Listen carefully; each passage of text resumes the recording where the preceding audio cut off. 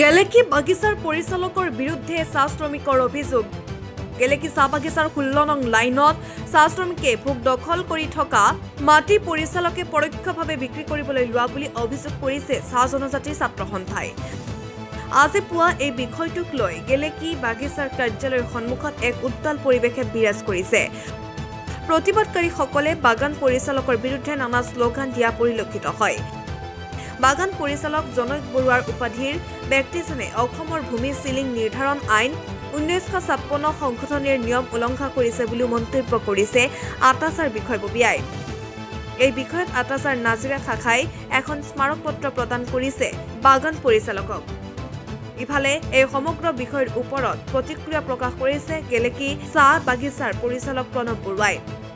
প্ৰতিক্ৰিয়া প্ৰকাশ কৰি এই সমগ্ৰ ঘটনাটো অসত্য বুলি মন্তব্য কৰিছে। গেলেকি বাগানৰ পৰিচালক হিচাপে কোনো ব্যক্তিক মাটি বিক্ৰী কৰা নাই, লগতে আপত্তিবিহীন প্ৰমাণপত্ৰকো কাকো প্ৰদান কৰা হোৱা নাই বুলিও মন্তব্য কৰে। লগতে গেলেকি বাগানৰ 16 নম্বৰ লাইনৰ বিষয়ে কেইবাটাও বিষয় উল্লেখ কৰা দেখিবলৈ পোৱা গ'ল। আমাৰ হাতত বাগান পৰিচালক আৰু আটাচাৰ বিষয়ববীয়াৰ মন্তব্য আছে, সেয়া শুনাই ল'বলৈ চেষ্টা কৰিছোঁ। গেলেকি চাহ বাগিচাৰ 16 নং লাইনত কিছুমান এনেকুৱা মাটি আছে যিবিলাকে মানে ধৰক চাহ জনগোষ্ঠীৰ যুৱকে ভোগ দখল কৰি খাই আছে।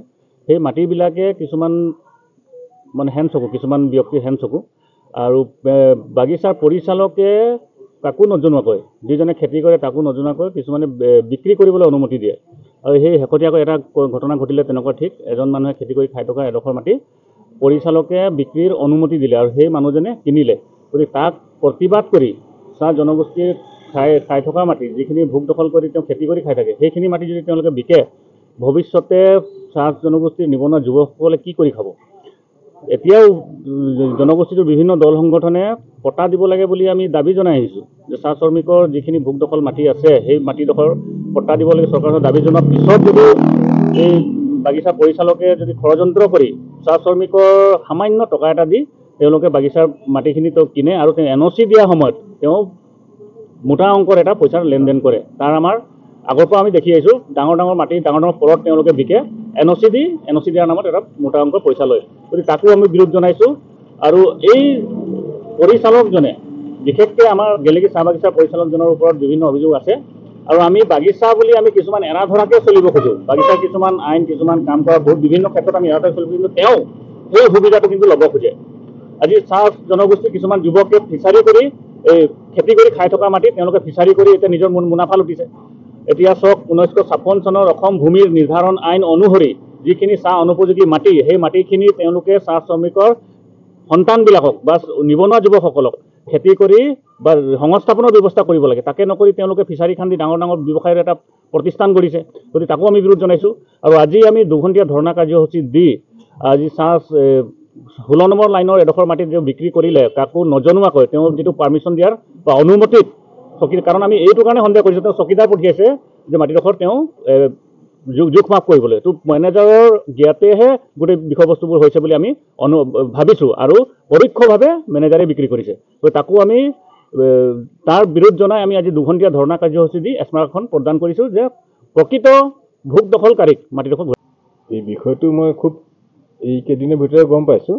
এইটো বহুত আগতে ইহঁতি এটা ডিল কৰিলে। মায়া বৰাক বুলি কয় ছোৱালীজনীৰ বৰ্তাক আছিলে সম্ভৱ আমাৰ চমৰা মুৰা। তেওঁ বেমাৰত ভুগি আছিলে। বেমাৰত ভুগি থাকোঁতে তেওঁক এই আমাৰ এই ল'ৰা ৰাজ ৰবিদাস বুলি কয়, তেওঁৰ গাড়ী আছে, ভাড়া গাড়ী আছে, তেওঁ লৈ গ'ল, লৈ শিৱসাগৰত ট্ৰিটমেণ্ট কৰোঁতে তেওঁলোকৰ পইচা পাতি নোহোৱাত আৰু এই ল'ৰাজনীয়ে মানে প্ৰায় 50,000 টকাৰ ওপৰত খৰচা কৰিলে। আৰু সেইটো বিনিময়ত এই বাপেকে এতিয়া মায়া বৰাকে আজি কৈছে যে দেউতাই দি থৈ গৈছে বুলি মাটিটো। তো এই চমৰা মুৰাই সেই মাটিটো সেই ৰাজক দি থৈ গ'ল, ৰাজ ৰবিদাসক। আৰু পিছত কথাখিনি মই দেৰিকৈ গম পাওঁ। গম পোৱাৰ পিছতে এই ৰাজ ৰবিদাসো মোলৈ আহিছিলে, মোৰ ওচৰলৈ আহিছিলে। তো মই ক'লোঁ গোটেইটো মাটিটো চাব লাগিব এইটো, আৰু চাই কি ক'ত মাটি, কাৰ মাটি, কি দখলত মানুহখিনি মাটি সোধ কৰিব লাগিব। তো যদি চব ঠিকে থাকে তেতিয়াহ'লে ঠিকে আছে, আৰু যদি চব যদি প্ৰপাৰ নহয় তেতিয়াহ'লে এইটো আমি বিচাৰ ল'ব লাগিব। তো সেইকাৰণে আমি কোনো NOC দিয়া নাই, আৰু কনষ্ট্ৰাকশ্যনৰ কাৰণে কোনো আমি পাৰ্মিশ্যনো দিয়া নাই, কিন্তু তেখেতে মানে মাটি কেইগৰাকীমান পেলোৱা বুলি মই গম পাওঁ পিছত, আৰু কিবা সীমাটো জেৰচা দিয়া বুলি গম পাওঁ। কিন্তু মই চকীদাৰ পঠাইছিলোঁ যে মাটিটো এবাৰ চাবৰ কাৰণে, তো চাই গম পালোঁ। তাৰপিছত মোৰ যোৱা হোৱা নাছিলে, কিন্তু ইন দি মিন টাইম ল'ৰাজনে অলপ মাটি পেলোৱা দেখি সিহঁতি ৰাইজে অলপ হেৰি কৰিলে যে মাটিটো কোম্পানী বিক্ৰী কৰিছে। একচুৱেলি কোম্পানীয়ে মাটি কেতিয়াও এনেকৈ ফটকৈ বিকাৰ মোৰ মেনেজাৰ বিচাৰে মোৰ কোনো অধিকাৰ নাই। মই এজন চাকৰিয়াল, মই চাকৰি কৰোঁ, আৰু গোটেইখিনি বস্তু মই মোৰ টপ মেনেজমেণ্ট আছে, মালিকখন আছে, তেওঁলোকক মই জনাইহে যিকোনো কাম কৰোঁ। কাৰণ কথাটো পিছত তেওঁলোকে গম পালে ক'ব যে মেনেজাৰে মাটি বিক্ৰী কৰিছে। সেইকাৰণে মই তেওঁলোকক কথাবোৰ জনাই আছিলোঁ, আৰু এনেকুৱা এইখিনি হৈছে বুলি। তেওঁলোকে ক'লে ঠিক আছে তুমি চাই ল'বা, তো কি ভালে দেখা। তো এতিয়া বস্তুটো এনেকুৱা হ'ল, আৰু যিকেইজনৰ যাৰ মাটি আছে কৈছে তেওঁলোক কমপ্লিট নন ৱাৰ্কাৰ মানে মোৰ ওচৰলৈ আহিছে, মই চিনি নাপাওঁ, বাগানত কাম নকৰে।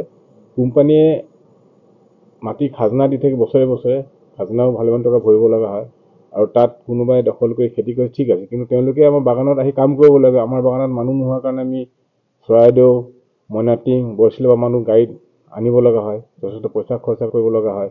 কিন্তু যিহেতু আমাৰ ওচৰতে মানুহ, আমাৰ বাগানতে দখল কৰি থকা মানুহখিনিয়ে তেওঁলোকে নকৰে। এই কথাটো মই আচ্ছাৰ আমাৰ নাজিৰা শাখা সভাপতি তেওঁলোকৰ আচ্ছা গোটৰ চবকে মই কথাটো ক্লিয়াৰলি কৈছোঁ যে এইটো বস্তু তেওঁলোকে বাগানত কাম কৰক। তেতিয়া মই ক'ব পাৰিম ন তেওঁলোক মোৰ শ্ৰমিক হয়, মাটি দখল কৰিছে, মোৰ একো আপত্তি নাই, কিন্তু তেওঁলোক নন ৱাৰ্কাৰ, ইয়াত থাকে, বেলেগত কাম কৰে। এতিয়া আপুনি চাব গ'লে 16 নম্বৰ লাইনত যথেষ্টখিনি জনসংখ্যা আছে, তাৰ ভিতৰত খুব মুষ্টিমেয় বাগানে আমাৰ বাগানত কাম কৰে। বাকী যিমানখিনি মানুহ আছে এইটো বাহিৰতে কাম কৰে। এতিয়া সেইটোৰ ওপৰত মই গোটেইখিনি তাৰ জনসংখ্যাৰ ওপৰত এটা বিৱৰণ, এটা হিচাপ কৰি মেলি মই আমাৰ আচ্ছা নাজিৰা শাখাক মই এখন লিখিতভাৱে জনাম যে ইমান মানুহৰ ভিতৰত ইমান মানুহে কাম কৰে, আৰু তেওঁলোকে যাতে মোক সহায় কৰে বাগানখন আগবাঢ়িবৰ কাৰণে, আৰু তেওঁলোকে যাতে সহযোগ তেওঁলোকক কামনা কৰিছোঁ। আৰু এইখিনিয়ে মানে যিমানখিনি কথা মই গম পালোঁ, এইখিনি মোৰ ফালৰ পৰা মই এটা স্পষ্টীকৰণ দিছোঁ। মানে মাটিটো বিক্ৰী কৰা কেনেধৰণৰ কোনো ধৰণৰ বিক্ৰী কৰা নাই, বিক্ৰী কৰা নাই। বিক্ৰী কৰিলে তেওঁ NOC পাব, NOC পাব, মানি ৰিচিপ্ট পাব, সেইবোৰতো একো লেনদেন হোৱাই নাই। লেনদেন নোহোৱাকৈতো এনেকৈ বস্তুটোতো কোনো ক'বও নোৱাৰে। এতিয়া এটা বস্তু কোম্পানী মাটি বিক্ৰী কৰিছে, মেনেজাৰ বান্ধি বিক্ৰী কৰিছে, ক'লে সেইটো মানি নলওঁ, প্ৰমাণ দেখক। গেলেকীৰ পৰা ৱাহিদ আলী ৰিপৰ্ট, ৰিপাব্লিকানী।